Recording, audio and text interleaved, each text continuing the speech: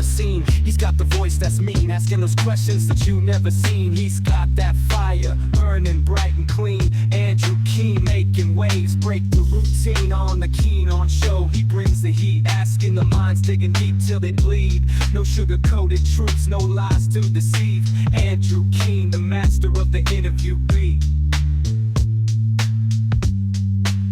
He's got the knowledge, he's got the flair, challenging ideas with a fearless stare. With every question, he's uncovering what's there. Andrew Keen, a truth seeker, he's aware.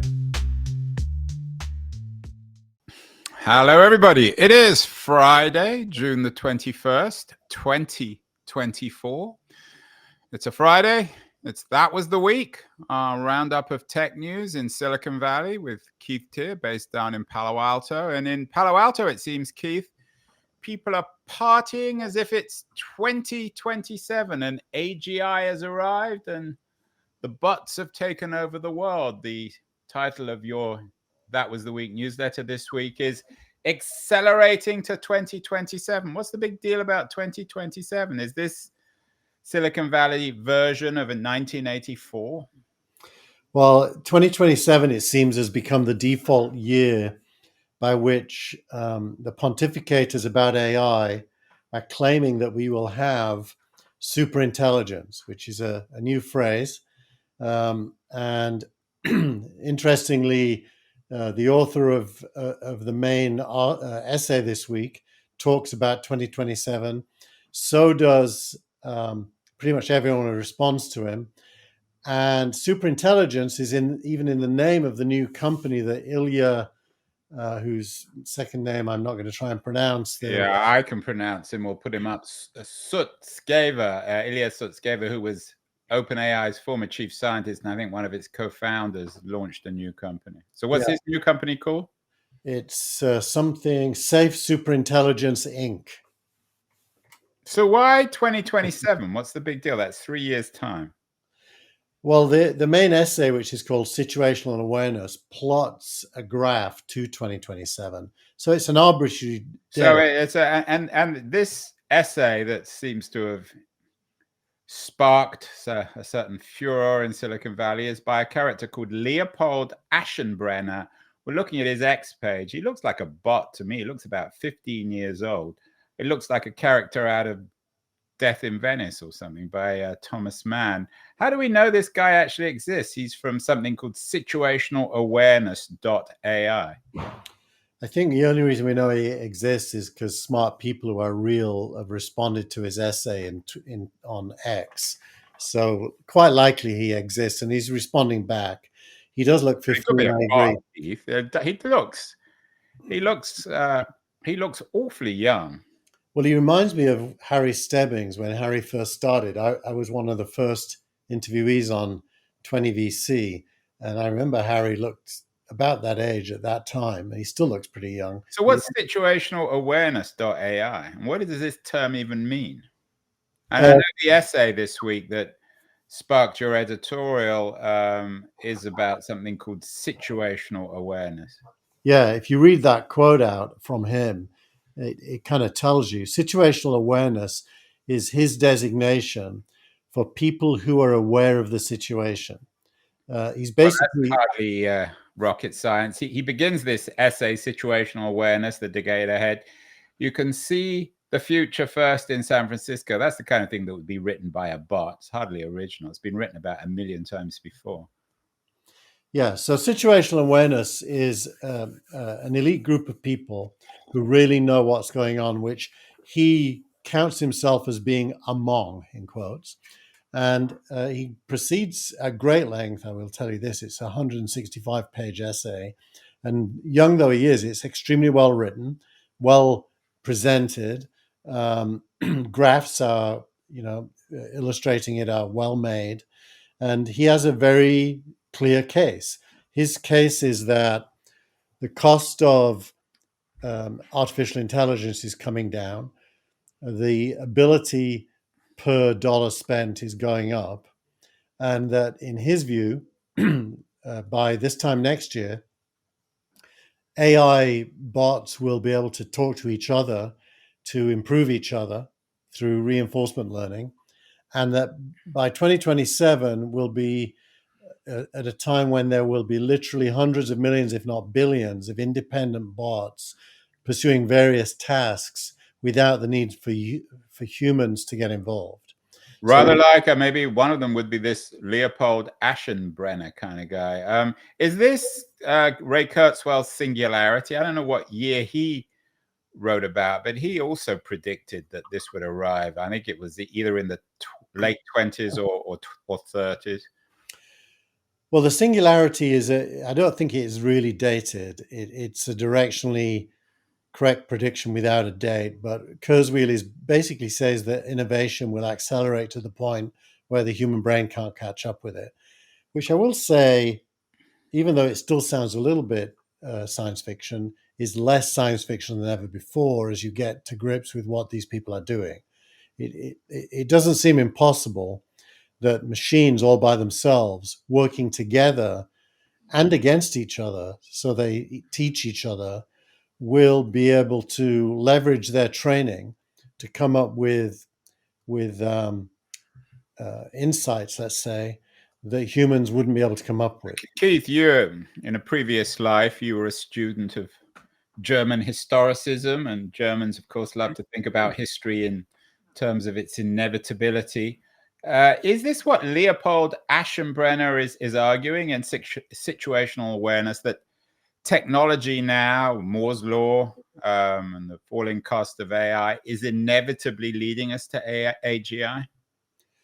Well, he calls it superintelligence, which is even beyond AGI. So the definition of AGI is it's indistinguishable from a human. The definition of superintelligence is it does things no human could do.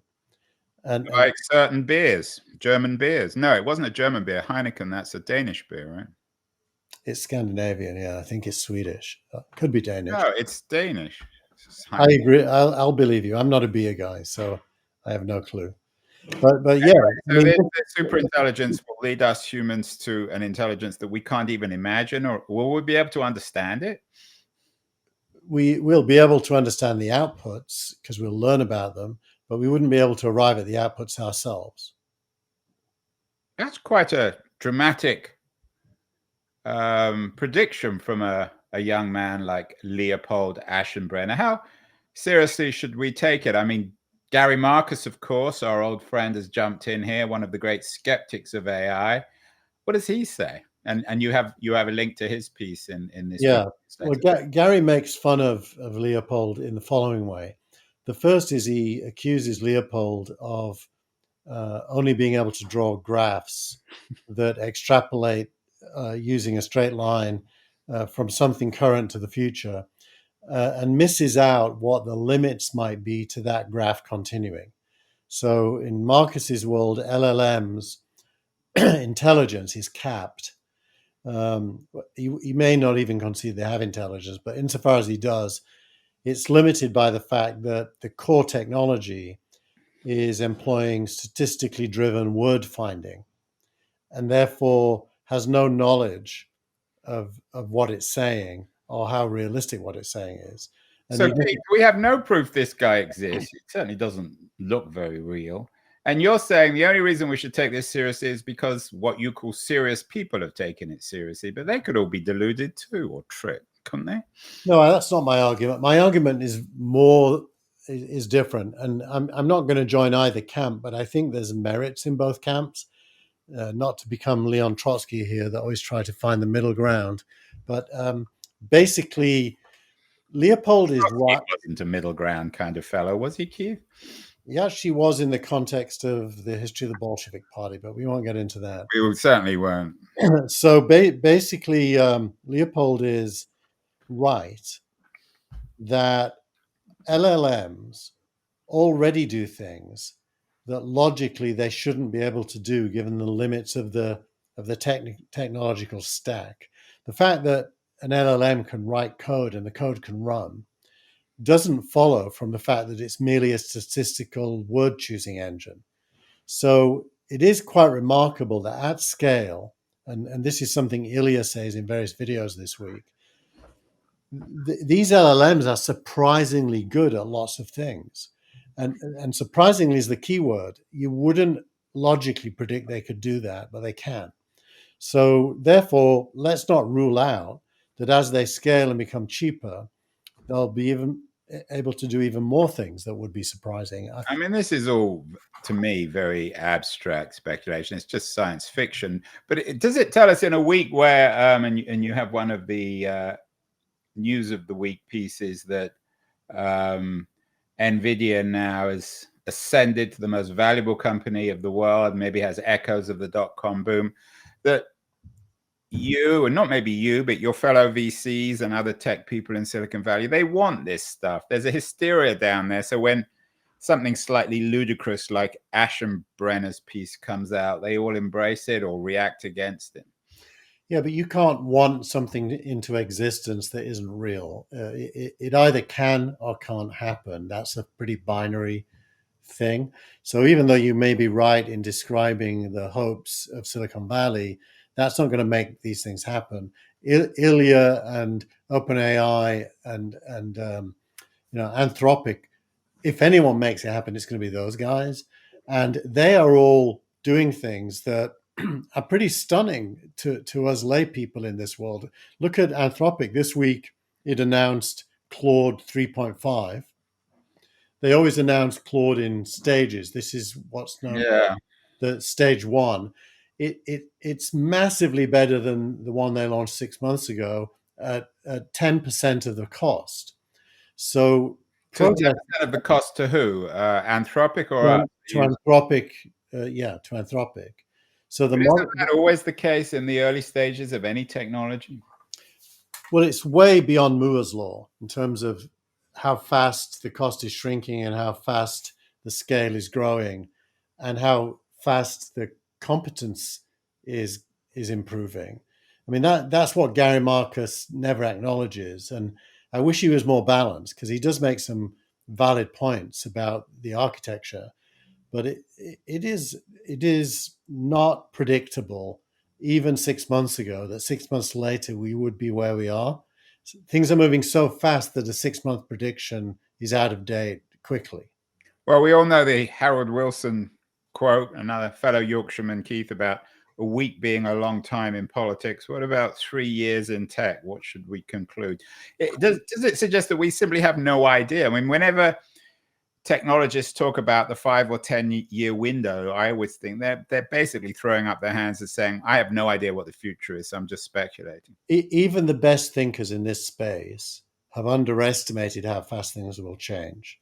So yes, they themselves are surprised that what they're building can do what it does, because that wouldn't have been predictable based on all of the thesis you had at the beginning of building it. But how is this? It's still no evidence to me, as not really a technologist, not a Silicon Valley person really like you, that this is actually having any impact on ordinary consumers like myself. I still, for whatever Anthropic improvements are, however much better Claude 3.5 is, and then we'll have Claude 4.0 and blah, blah, blah.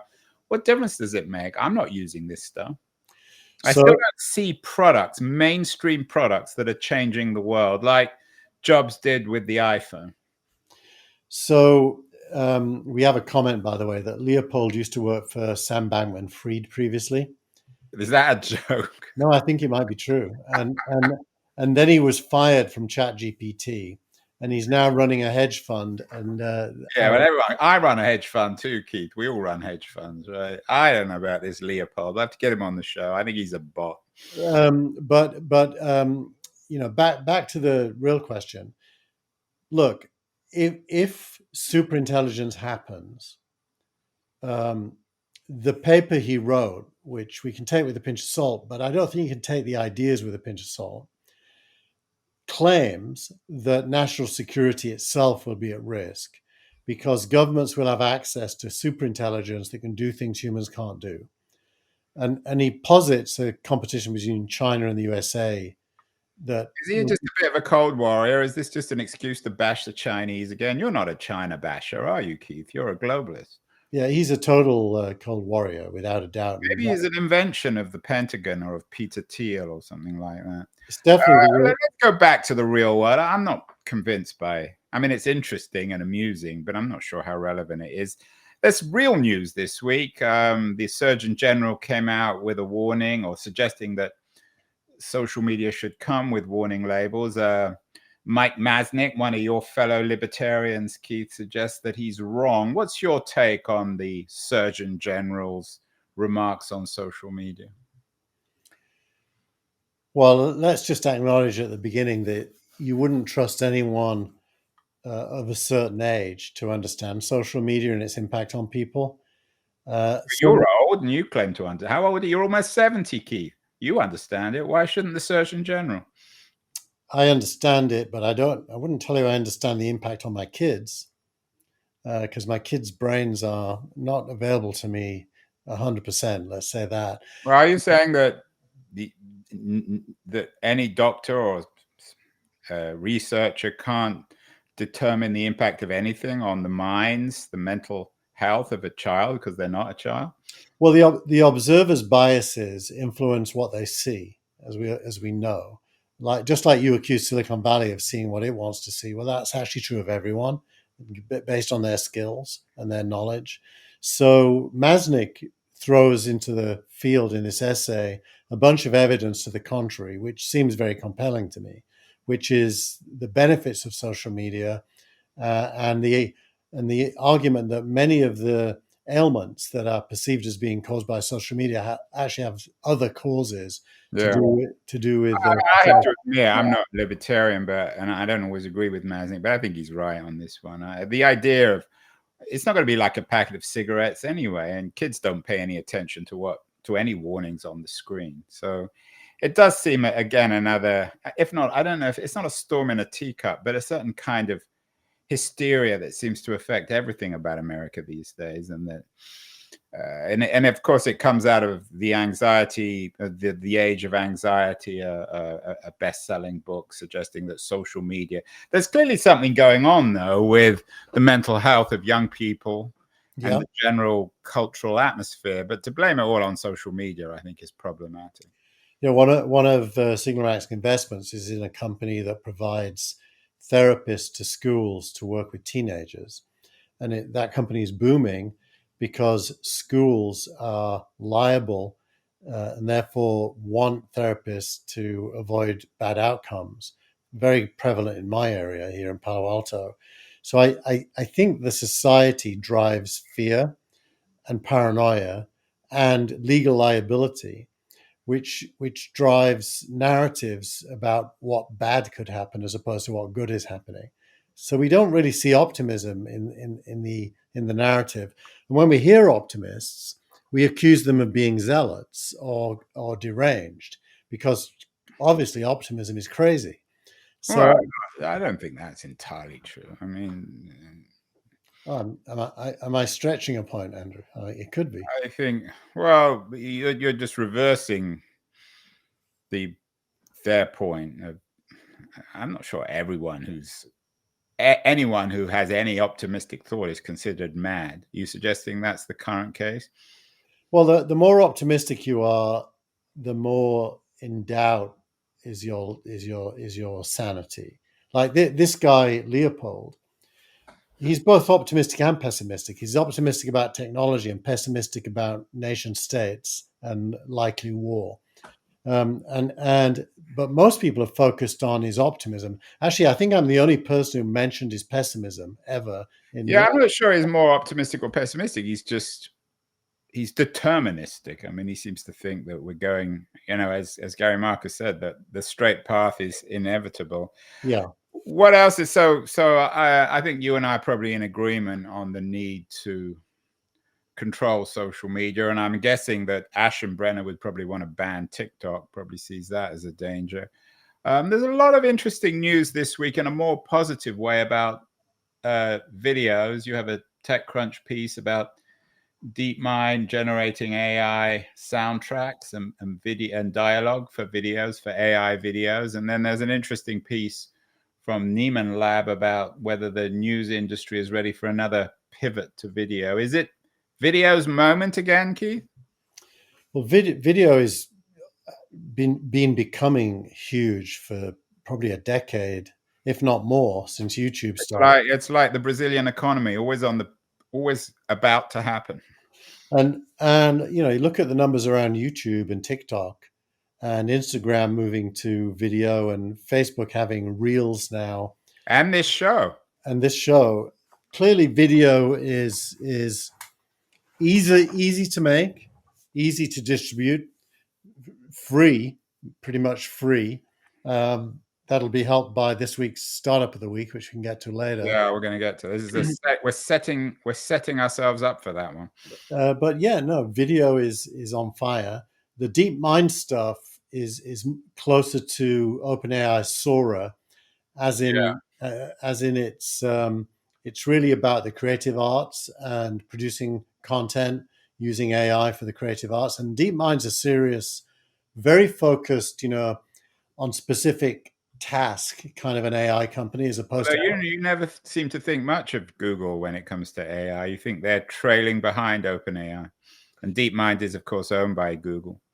Yeah, but DeepMind is ahead on the things it focuses on. You can't really compare.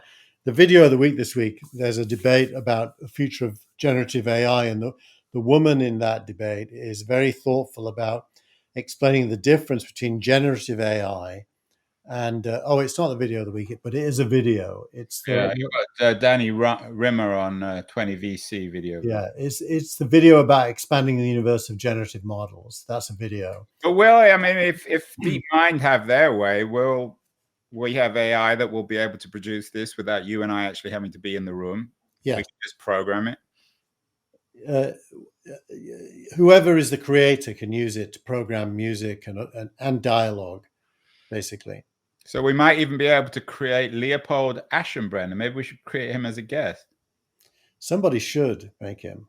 Yeah, that would I think be someone has, Keith. Before we get to product of the week, which is part of our optimism on the future of video, there is one rather sad note, Keith. You were one of the early adopters of the Vision Pro, and Apple has suspended work on it. Does this acknowledge it? Is this Apple's acknowledgement that this product is a bit of a failure? Well, if you really look into this article, what it's saying is the next version is going to be a cheaper version. Well, that's pretty inevitable. As opposed to an upgrade to the current version. And the current version is super expensive. So how much do you spend? $4,000? Roughly, I think. I mean, you're a seriously rich Silicon Valley tycoon, but I mean, why would anyone actually spend $4,000 on a virtual reality headset? To understand it and what's possible. And now you've understood it and what's possible. What's your conclusion? Is this a real product or not? It's only a real product in a solo consuming world. That is to say, it's so isolating that it's only good for things that you do on your own. Watching videos is a clear example of that. Reading is a decent example. That's a solitary sort of thing. I'm not going to make any vulgar jokes on that one. Is it more real than Leopold Aschenbrenner, do you think? They're both talking about things that are real, but Aschenbrenner is extrapolating.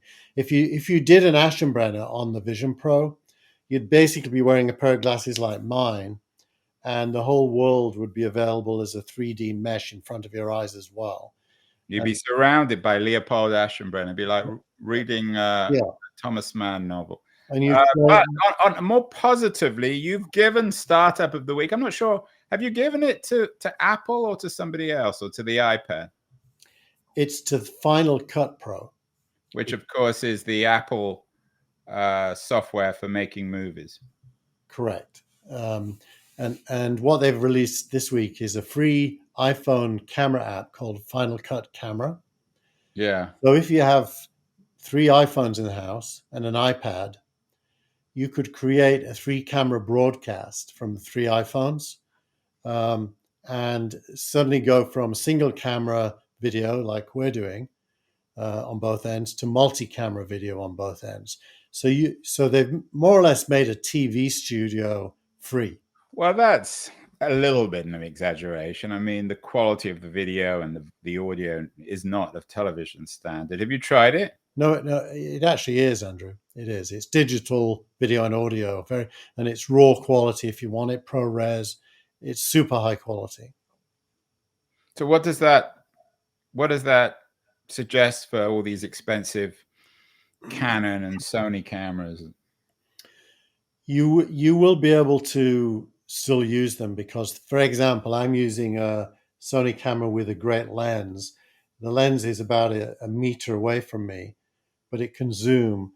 If I was using my iPhone, I could roughly create the same effect. It wouldn't be as good. So the cameras still are a notch above, but super expensive. I mean, my camera here costs as much as an Apple Vision Pro. So, an iPhone I've probably already got. So there's no additional cost. I do think people are going to start using iPhones as cameras for live broadcasts now that this is out. And the other thing is it lets you create a recording of each camera to create multi-camera post-show edits to then go on and use Final Cut to edit. And does it require the very high-end new iPad, or does it work with all iPads? It works with all recent iPads as long as you have an M1 chip. So you think this is a big deal? From the point of view of tools for creators, it's a big deal. I mean, obviously, creators are a small subset of the whole of the population, so most people won't even notice it. But if you're a creator doing especially live video that involves more than a single camera, like we could have a couple of people now sat in my office as well as me, and they could be available to you on screen to switch to with an iPhone pointed at each of them. We could do this on our Restream, couldn't we? Which we're using. With Restream, they have to call in, so they couldn't just sit in my office. I can't put multiple cameras into Restream. So we could get Gilmore and some others, and they'd all be on their iPhone, and we could mix it as we go. I believe they all have to be in the same room for it to work, on the same network. No. Well, that's an interesting development, and it certainly is important for news entrepreneurs. Yeah, we didn't talk about that. Well, I brought that up. So yeah, that's a broader point, which I'm actually interested in your views there. This is the news industry ready for another pivot to video. Well, it's also challenging that it may not be up to the job. It's saying as more and more people get their news from video, where does that leave the New York Times and the Washington Post, which are still largely the written word? What's going to happen there, and what competence does the New York Times have to evolve into a video producing platform as opposed to a writing platform for its employees? So I think there's some big issues there. Neiman Labs, by the way, is always. What about video networks like CNN, who aren't doing very well, of course? CNN, interestingly enough, they are more and more using YouTube, and TikTok, doing short pieces pushed into those environments for free. And I do think they have to do that, if nothing more, but for marketing purposes and their brand. But they don't engage an audience because they don't really know how to use video to engage an audience, because ultimately news is not very engaging unless something big is going down. And then people switch on their cable. So it really, again, is another reason why you should be bullish on YouTube, because that's the perfect platform for all this, isn't it? Yeah. Well, that's the stuff. So we're giving it to Final Cut Pro, not to Apple, although Apple is the parent company of Final Cut Pro. You don't even use Final Cut Pro. What software do you use? I recently have been using DaVinci Resolve from Blackmagic, which I like a lot better. But we've got a comment from cinematographers saying Thomas Mann. Should that be Thomas Mann with two N's? I think it should. Yeah, Death in Venice plot. We should be careful not to fall in love with Leopold's predictions. We are falling in love. That was a good point. We are falling. I think we've fallen head over heels in love with Leopold Aschenbrenner. And that brings us to the X of the week. And of course, who is the author of the X of the week? It is a certain Leopold Aschenbrenner. I think, Keith, you've already fallen in love with this guy. Well, I thought I should put it in as tweet of the week so people can click on it and go and look at the responses. Yeah, I mean, what he said in this post was virtually nobody is pricing in what's coming in AI. I wrote an essay series on the AGI strategic picture from the trend lines in deep learning and counting the OOMs to the international situation, and the project sounds a bit science fictional, a bit peculiar. And then he talks about what is the project? And then the free world must prevail. This guy's a bit insane, isn't he? Yeah, this is his kind of Cold War part, which is highly objectionable. But I mean, he's young, right? So it's a little bit like going in the school. We think he's young. I mean, he has the photo of a young man. We don't know if he really exists. Could be an old guy. Could be Steve Gilmore or Gary Marcus or something. But clearly nation states dominate the globe, and they are all going to be rushing to try to use artificial intelligence in a military context. There's no doubt that's true. Well, they're already using it. They're already using it. They're going to use it more, and it's going to get more powerful. With robotics, they even get to arm AI physically. So, it's not wrong to discuss that. But all it does for me is it amplifies the need for the human race to tell their governments that war is not an outcome we want. And please don't use this to, in quotes, win. Because if you try and win, we're all going to lose. So you blame the governments for this? It seems like this guy's insane. I mean, to talk about something called the free world must prevail. Superintelligence will give a decisive economic and military advantage. China isn't at all out of the game yet. What kind of nonsense is that?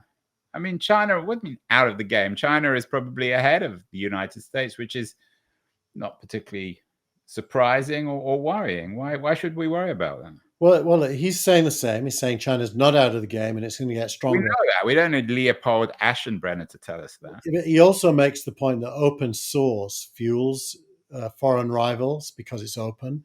And he also makes the point that security around the key part of a model is called a weighting, that the security around weightings is so poor that every weighting on the planet will be stealable by super intelligent bots.